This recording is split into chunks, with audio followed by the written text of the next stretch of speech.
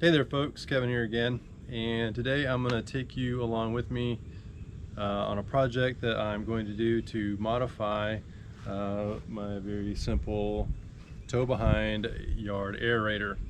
The problem is I have this very poor, jinky DIY setup for putting some weight on top of it in order for it to be able to penetrate the ground a little bit better. So I'm going to take you over here and I'm going to show you basically what I got going on.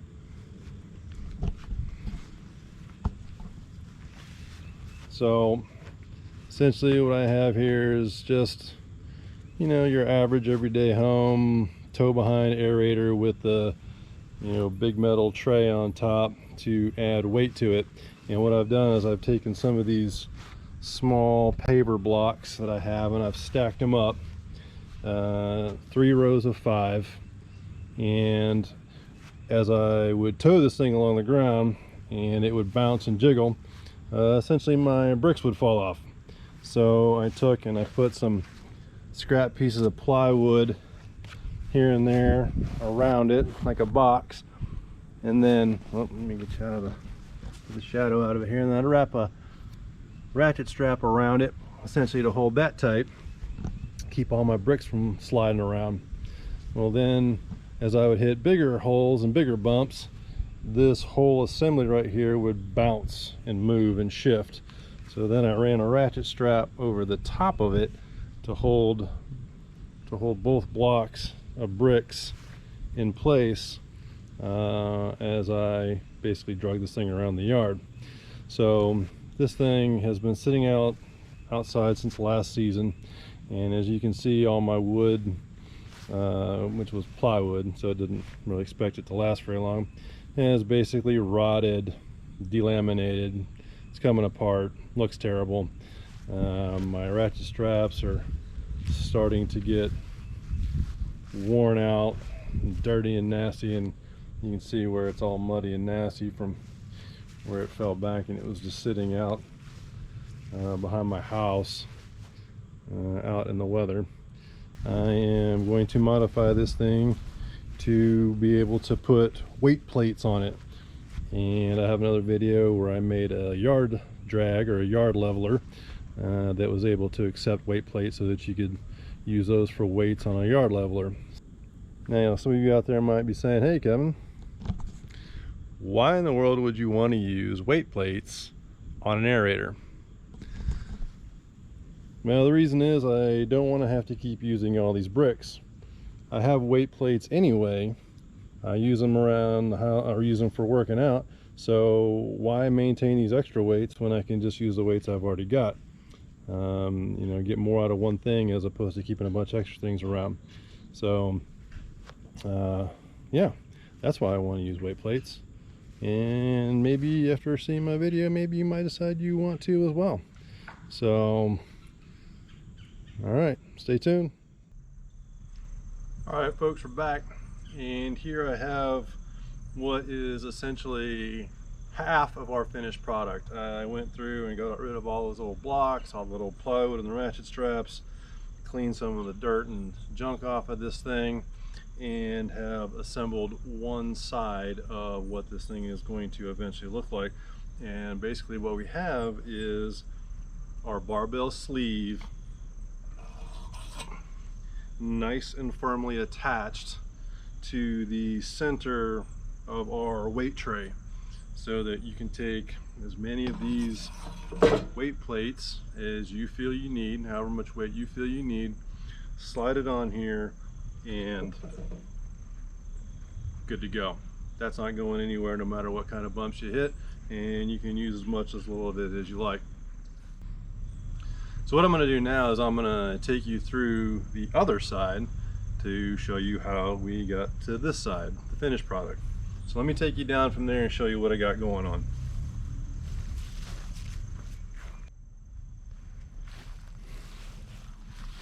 All right, so I've already pre-drilled my 3/8 of an inch hole, essentially left center, centered front and back, and then 8 inches from the left side.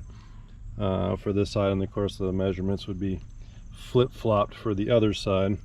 I have this, which is a 1 3/16 outside diameter and 3/16 inside diameter rubber spacer, 3 3/8 inch fender washers, ALC code for those of you who have hardware stores that use those, 4 3/8 of an inch nuts, 3 3/8 of an inch lock washers, and a couple of 3/8 inch flat washers. Now I know you're saying, well, those look like they're different sizes. That's just because there are a couple of ones that I had laying around, so I didn't have to buy any new ones. So, oh, and I forgot to mention this, the star of our show. This is a 3/8 inch by 36 inch threaded rod. I know what you're saying, Kevin, that's not 36 inches. You didn't learn how to do math very well. Well, I've already taken that 36 inch rod and I've cut it in half to 2 18-inch rods. All right, so I got one over there and one over here, because 18 inches is about all you need. Leaves just enough room to get a couple of nuts on top to hold that thing in there nice and tight. So at this point, the only other thing we need is the barbell sleeve. So I'm going to take you into my garage and I'm going to show you how I got that out here. Alright guys, here we are in my garage with my wall-mounted weight rack, and this is the barbell that I took the first sleeve off of that's already out on the Aerator. So I'm going to show you with this one how to take it off. Alright, it's super easy. This is a Titan Fitness base model barbell. Yours might not be the same to disassemble, but it'd probably be very similar. But if it's not, obviously you're gonna have to figure out how yours works.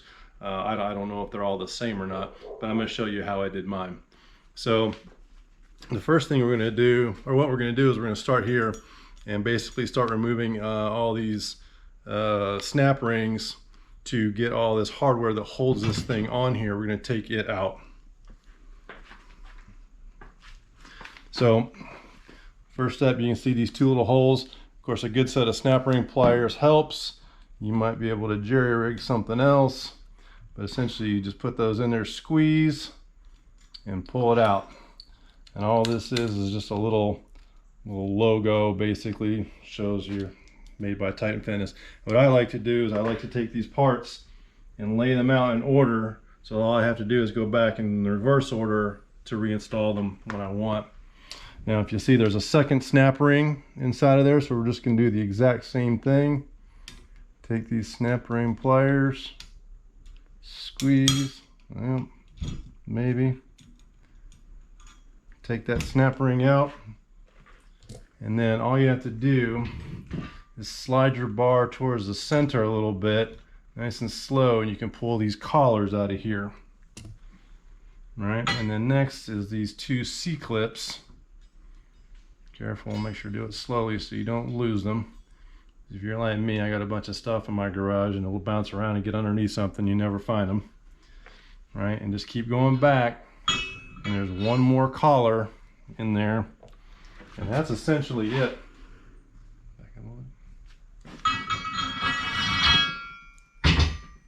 Voila. All right, now that we got our barbell collar out here, first thing we want to do is we want to take our 18-inch length of threaded rod, and we want to put one of our 3/8 inch flat washers and a lock washer and one nut onto the end of our threaded rod.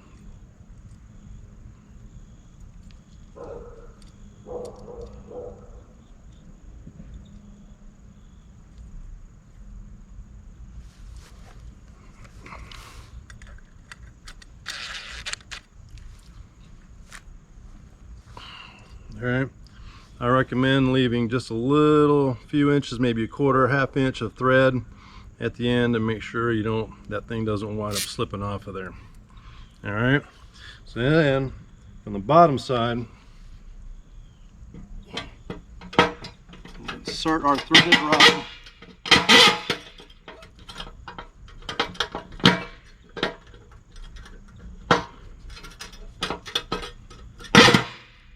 all the way through our hole. From the top, we're going to take our rubber spacer, slide it down over, put our other 3/8 inch washer, one lock washer, and one nut down over our threaded, onto our threaded rod.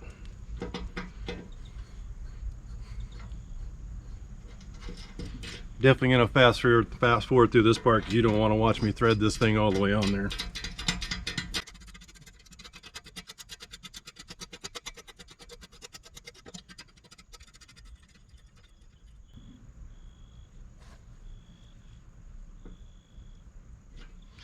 Check the bottom side, because as you're spinning this threaded rod a little bit, sometimes you get a little, the thread on the bottom gets a little unscrewed. There we go. Just to make sure that it's got a little exposed thread on it. Now, don't tighten this down too much, because if you tighten either one of these nuts that you already have on there too much, it actually compresses that rubber spacer and it spreads out and it's not going to fit. And that brings me to, I mentioned earlier, exactly why we wanted a 1 3/16 outside diameter spacer. And that's because the inside diameter of this part, right, the bottom of our barbell sleeve, is exactly 1 3/16 inches. I got these rubber spacers off of Amazon. I'll include a link in the description. But before you tighten that down, slide your collar over it and get it all the way down on there. All right, and then once you've done that, take your wrench and from the bottom,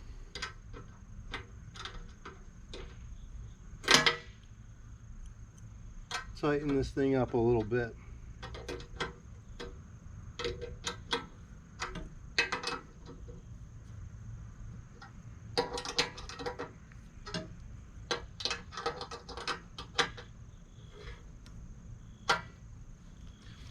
And now, since I've tightened this thing up, it's compressed that rubber spacer a little bit, and that thing's on there nice and tight. It's not going anywhere. So for the final step, I'm going to bring you down a little closer and show you why I've chosen these ALC size washers. You might have to Google that to see exactly what those dimensions are. I just happen to have some of these left over, and just so happen they fit the exact purpose that I needed. But let me show you a little something in here.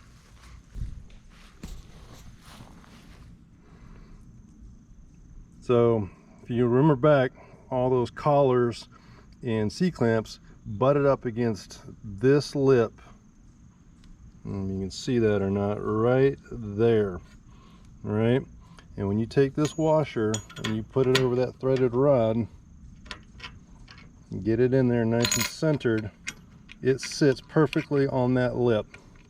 And I'm pushing down on that, and it is in there nice and firm. All right, and I go ahead and put my other, I put a couple on there to make sure I have a nice solid base. All right,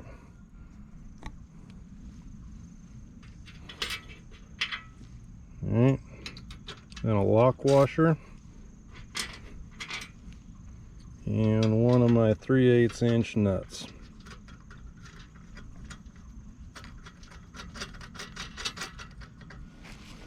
All right.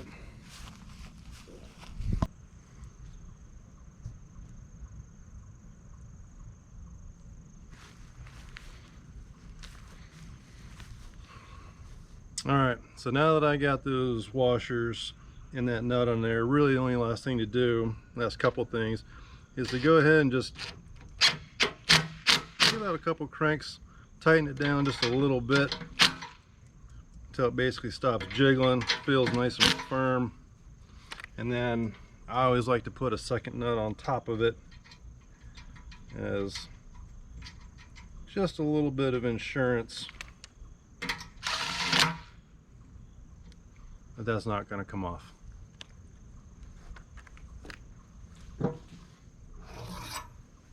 And voila.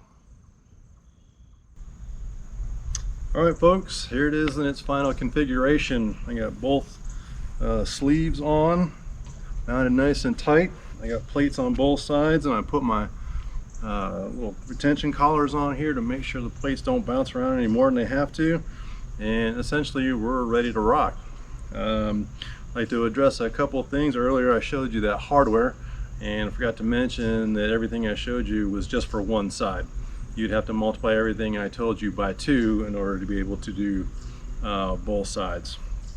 Next is that when I had the paper blocks on here, I had 15 9-pound bricks, which comes out to, I don't know, was that 130 pounds or something like that? Whatever, you guys check my math. And now I've got a 45 pound plate and a 35 pound plate on each side, which equals 80 pounds on each side. So before I had about 260 pounds on it. Now I've only got, what, 160?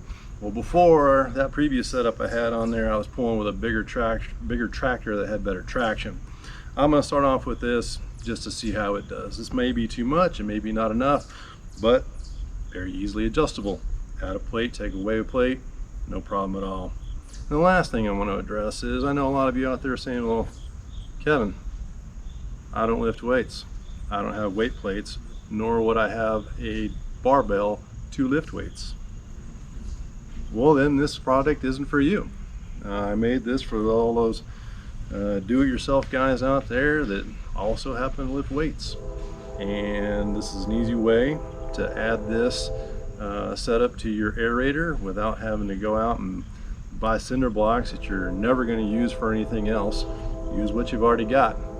All this hardware, all the nuts and bolts and threaded rod I got from Lowe's or Tractor Supply or something, cost me less than 20 bucks. And then everything else was what I already had for my weightlifting stuff. So without further ado, all that being said, let's take it for a run.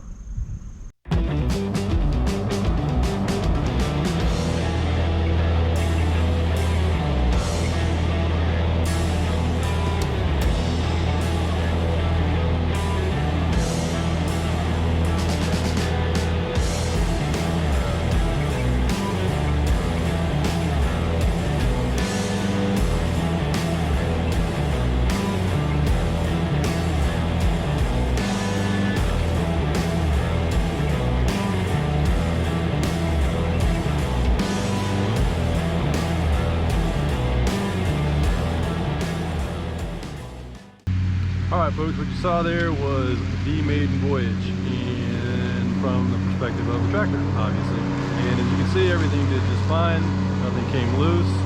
I'm going to run it again. This time I've added a couple of 25-pound plates, one on each side, so it's got about 50 more pounds. So I want to try to make a little deeper, a little better holes. And I've got my trained professional driver right here on the tractor. So I'm going to follow behind with the camera so you can see it from the other side.